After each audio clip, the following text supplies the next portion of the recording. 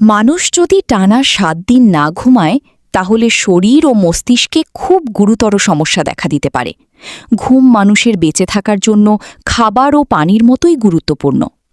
৭ দিন না ঘুমালে সাধারণত যেসব হতে পারে: প্রচণ্ড ক্লান্তি ও দুর্বলতা, মনোযোগ ও স্মৃতিশক্তি নষ্ট হওয়া, চোখ ঝাপসা দেখা, কথা জড়িয়ে যাওয়া, মাথা ঘোরা ও শরীর কাঁপা, মেজাজ খুব খিটখিটে হয়ে যাওয়া, বাস্তব আর কল্পনার পার্থক্য বুঝতে সমস্যা, হ্যালুসিনেশন হওয়া, যা নেই তা দেখা বা শোনা, সিদ্ধান্ত নেওয়ার ক্ষমতা কমে যাওয়া, রোগ প্রতিরোধ ক্ষমতা দুর্বল হওয়া, গুরুতর ক্ষেত্রে মানসিক বিভ্রান্তি বা বিপজ্জনক শারীরিক জটিলতা।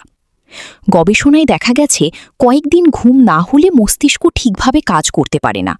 দীর্ঘ সময় জেগে থাকা দুর্ঘটনা, অসুস্থতা ও মানসিক সমস্যার ঝুঁকি অনেক বাড়িয়ে দেয়।